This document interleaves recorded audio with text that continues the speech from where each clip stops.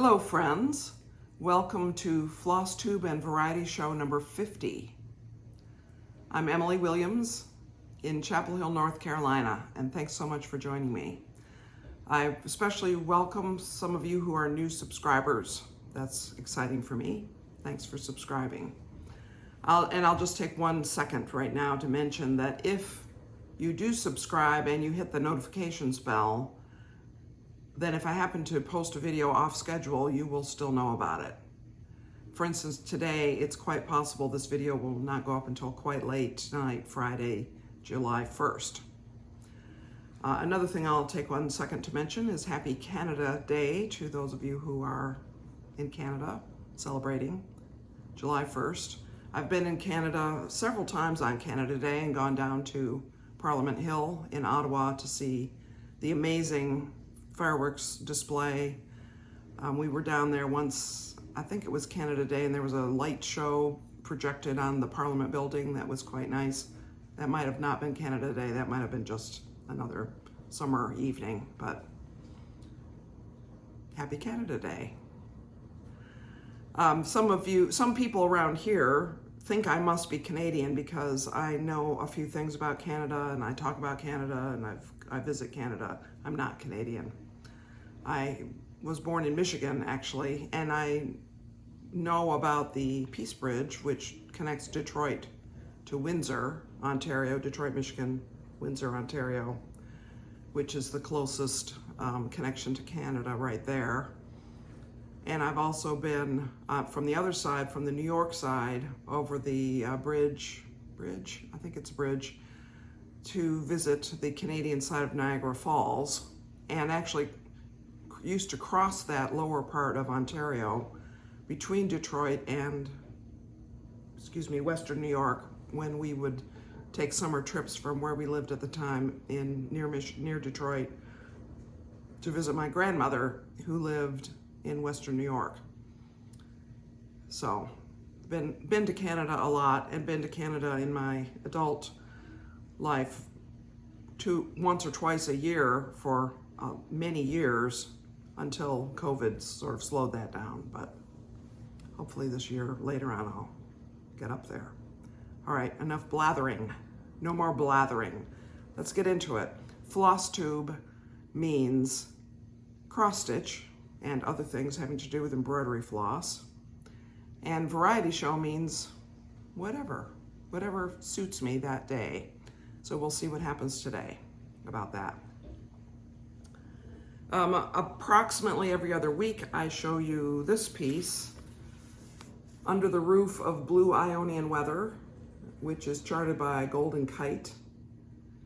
And I have not done not even 1 stitch on it since the last time I showed you 2 weeks ago, but I'm showing it today because July 1st through 24th is the Tour de France bicycle race in Europe, in France mostly. And one of my Facebook groups that I'm part of, Full Coverage Fanatics, has a Tour de France challenge going on, and I have elected to stitch 1 stitch per kilometer in the climbing jersey, which is around 2,200 stitches in 24 days, which will be a stretch a little bit for me because I'm actually going to have a period of time in there that I won't be doing any cross stitch, or at least not on that piece for sure. And I will tell you more about that in a couple weeks, but Tour de France does start today. I will also show you that I finished this. Flea Market Flowers. I'm happy, very happy with it. It's interesting, when I washed and pressed this Aida, it went back to being pretty stiff. Oh, and the other thing is I put my initials, I don't know if you can see this, I can't tell whether this is in focus at all, and I'm now blocking my face from your view. I stitched my initials and the date and CHNC down there in the corner. I might take out CHNC. I should have used only 1 strand. I don't know. It's fine though. I think I'll just leave it. My plan, I think, for this is to make it into a cushion for one of my chairs here in the family room. But I'm really pleased. I could imagine stitching these large sections on fabric that's truly square, so they would really be square, and making a little biscornu or something out of it. I think that would be pretty. I don't know, we'll see. Don't hold your breath, because I have a lot of plans. This is Blackbird Design Weekend, Stitch Along Weekend, the first weekend of each month. And as you recall, I'm working on this piece in full glory. Blackbird Designs, sorry, I'm really not doing well on holding things up today. That's a little better.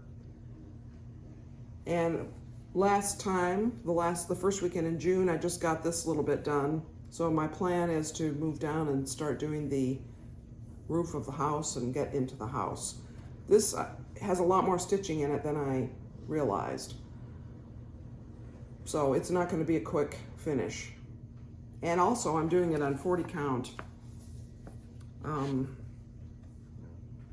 Nantucket Brew, I think it's called. Linen. I've never worked on 40 count. I've never worked on linen before. I have worked on equivalent of 40 count to stitch. Oh, let me show you this. Here we go. That's how much I've done. I would certainly not be able to do this without magnification and my really bright lights. And so it comes down here, and I have enough linen here. I can do another, maybe 2 of these smallish designs. So I'm enjoying that. 40 count linen. That's what I worked on beginning of last month, so I will hopefully have some progress to show you next weekend, or the next time I make a video. Now, last time I told you that my friend and I got accepted into the Great British Sampler Weekend 2023, which is September 29th through October 1st, 2023 in England. And Hands Across the Sea is the design company. Nicola Parkman is the designer who does sampler reproductions. And I had mentioned at that last video that I was thinking that I would stitch the Bristol sampler that I have, Harriet Salt, 18 something, 86, 66, something like that, as a, just sort of do a pattern by that designer in preparation for that weekend. That's a very large sampler. And I was a little intimidated by how big it is. I mean, how many stitches it is. And of course it could be various sizes depending on what fabric I chose to do it on. And I was about to think, I should cut this up. I should just make some decisions about it and do it. Get started, because it's big. And then in the Facebook group that is devoted to this weekend, Nicola put out a little sampler.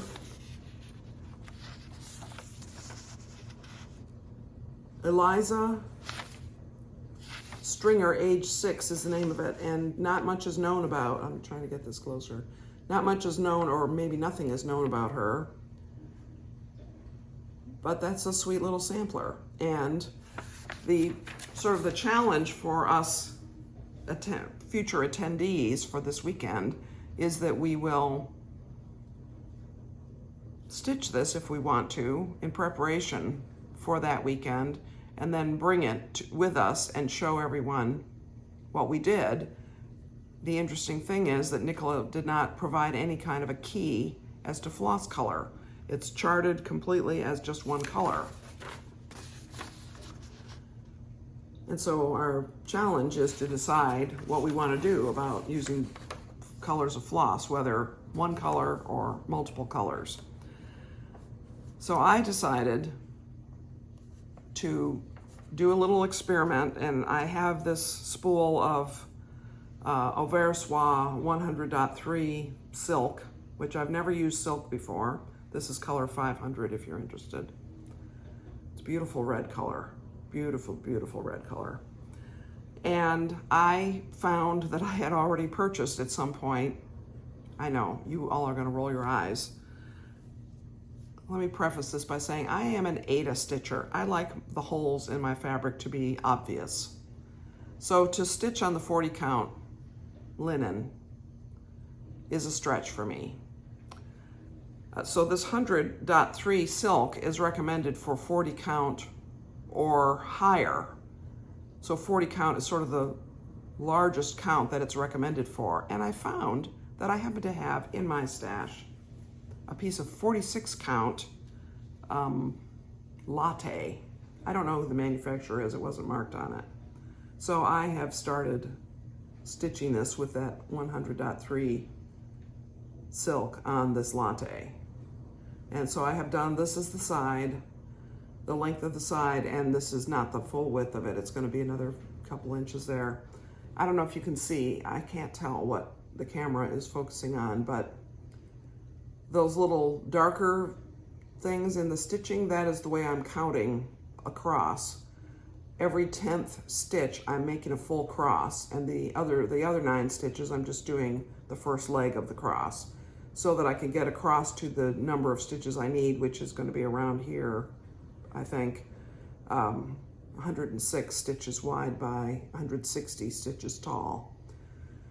And I am not gonna do it all in red. I've ordered 2 or 3 more colors of this same type of silk in order to do some other colors in it. And I've seen enough samplers from the mid-19th century that I know that there's certain ways that different parts of this chart might sort of naturally be stitched, and I'm going to try to do that.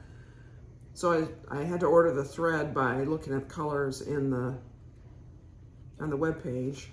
I ordered it from 123 Stitch because they had the best selection in stock. And we'll see what I end up with, what I end up choosing. But my goal is to try to match what I recall of the aesthetic of samplers from the mid-19th century. So this is Eliza Stringer, age 6. It is not published. You can't get it right now. It is exclusive to the attendees of this retreat weekend next year. And after the retreat weekend, I imagine it will be available, and it will probably have a thread key by then, though maybe not. I don't know what Hands Across the Sea will choose to do about it, but this is my little start. I'm not necessarily going to work on this every week, so you won't see it every week probably, but this is in place of the gigantic Bristol sampler that I had considered. So we'll see. We'll see what happens. 46 count linen. I know. So I actually was a little at a loss as to what the variety show portion of today's broadcast might be, because I've had a pretty busy week and a little bit unexpectedly busy. Our church is hosting a group who's putting on a big summer camp for us this week, for our kids, our kids ministry. And at first we were going to be hosting 3 boys of the staffers, 3 young men, 3 men, I don't know, college age guys. Let's use the term guys. 3 guys. And then it turned out that some shifting of people from one team to another happened in their organization of this group that is putting on the camp on our behalf. So we ended up not having anybody assigned to us to host. So that was fine for Saturday night and Sunday night. And then Monday at supper time, we got a call from our local coordinator saying, is there any chance that we could call you back in as a host? Because we have 3 girls who were staying with another host family and they need to move to a different place. And I don't know why. I didn't ask why. But you know, in this day and age, it could be the C word. And we said yes, of course. And so at 9 o'clock Monday night, they arrived. And it's been a lot of fun. We've enjoyed them very much, getting to know them. But it has ended up that we have things going on in the evenings that we hadn't thought we would, related to hosting these students. And I just haven't had time to pull my mind around much. But, and it's interesting because I only showed you Flea Market Flowers, but I think I've done other cross stitch, but I can't tell you what it is. Isn't that odd? Well, it'll cycle through again and you'll see the other pieces again. But what I realized that I would like to talk about is an antique quilt that we used to have, that we recently, now don't get your hopes up that I'm going to show you the quilt itself, because it was so bedraggled that I could not keep it. It wasn't 100% clean in every aspect, and it was quite worn. But I took a lot of detailed pictures of it, which I'm going to put some up right now. And I am, while the pictures are up, I'm going to be looking at my computer. And so the first picture I'm going to put up, I hope, if I remember this, is the quilt spread out on a bed. And you can see that these are Tree of Life blocks. That's what this pattern is called. And it is, they are set on their sides. Now, a normal setting for Tree of Life is on point, so that the trees are actually upright, up and down. And this is all hand stitched. And so some of the pictures that I can show you that it's hand stitched. And it's also hand quilted, and it's pretty thick batting. And in examining it, I think that probably there were more than one person working on the quilting of it. And in case you're not as familiar with quilting, so some of you come to this video because of the quilting, I think, and some of you have come because of the cross stitch, because of the Flosstube part. So some of you may not know these things, but a quilt means a piece of fabric, which is the back, which is the part that would be close to the bed if you were to spread the quilt out on the bed, and then something squishy in the middle, which in America we call batting, and in England they call wadding. And then the top, the quilt top, which is sometimes called the flimsy. And those three things together are stitched with thread going all the way through those three layers. And that's sometimes called the quilt sandwich, i.e. the slices of bread are the backing and the top. And then the wadding or batting is the filling of the sandwich. Thread holds all of that together and forms that bond between those layers. And the quilting on this, I think, was done by two different people. So probably the quilt was on a frame and two members of the household worked on it, or maybe some friends came over and had a quilting bee. That's a pretty traditional thing. One of the interesting things about it is that the batting in some places was coming out, so I could see that it wasn't a nice smooth sheet of batting the way we have batting now. I will say it's manufactured batting. I imagine this was manufactured, but it's cotton and it's much more lumpy and irregular than current cotton batting. And another thing is the amount of mending that happened on this quilt. Now, as I say, it was disreputable. I could not really keep it, and so we don't still have it. But there is a lot of sections that are patched with hand stitching. I mean, every single part of this quilt was by hand. And the patches that make the top were cut by hand out of pieces of fabric, and not all the same fabric.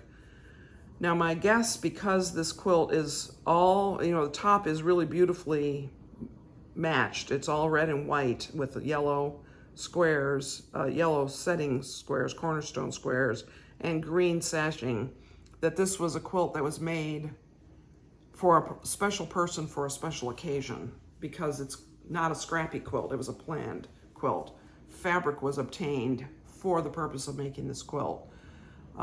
And those squares, those little triangles in the tree part are about 3/4 of an inch finished. That's really small. That's a lot of of piecing. So I've just put a bunch of pictures up of this quilt so you can see. One of the factors of getting older is to think of the things that I have. What are the things that I want to have? What are the things that I think the next generation is going to want, i.e. my son and daughter-in-law? And what are the things that someone else could use if I were to give them away now? And what are the things that are of no use? So I have not kept every single quilt. We do not know who made this. It was in Byron's, it came through Byron's family, but it wasn't signed. There's no label on it that says anything. The family don't know who made it. So it's possible that his great-grandmother made it, but it's also possible that it was just a quilt that wasn't connected with our family. And since we don't know anything about it, it isn't really connected significantly to us anyway. And so we gave it to the thrift shop. Now it's possible that somebody who's sort of on the lookout for antique quilts found it there and has rescued it and done something with it that's suitable to curating an antique quilt and preserving it. But that I don't have the ability, the knowledge, the time, or the interest to do that. So that's why we gave it away. So don't be shocked. Don't be shocked. It happens sometimes. And I hope that somebody found it and is just delighted to have it. We have so many quilts that Byron's grandmother made that I hope that at least some of them our son and daughter-in-law will be interested in having. Of course, I make far more quilts than any sane person would ever want, especially in North Carolina, where you might only put a quilt on your bed 3 months out of the year. So there's going to be a lot of stuff heading to the thrift shop when I go to heaven. I won't be taking those quilts with me, I'm sorry to say. So that is what I wanted to talk about. Will I ever make a Tree of Life quilt? I can picture doing a Tree of Life block, just one block. I've seen that done. You set it on point so that the tree is vertical, it's right side up. You put beautiful fabrics around it and make a wall hanging type situation, or maybe a pillow cushion. I could see doing that, but that is not going to be a 2022 project. I have plenty to work on in 2022. So that's that. If you Google Tree of Life quilt block, you can see many examples of beautiful traditional settings of this really beautiful and intricate block. It's a special occasion quilt for sure. So I think that's all I have to talk about today. I hope you found something of interest. I hope that you have a great cross-stitching week. If you're looking for some sort of a challenge, you could try stitching along with the Tour de France. If you are just looking for an interesting pattern to stitch, you can look at Blackbird Designs and start something this weekend for the BBD Weekend Sal. That's the hashtag Blackbird Designs Weekend Stitch Along. And I hope that whatever you find to stitch on, you enjoy and that works out well and you don't have to take anything out. That's always a pain, isn't it? And I hope that whatever else you're doing will be fun. This is the 4th of July weekend. It's the first 4th of July that I think we've felt pretty free to be out and about with people. We have a few plans for the weekend and hope to enjoy ourselves and not get sick, of course. So that's all for today.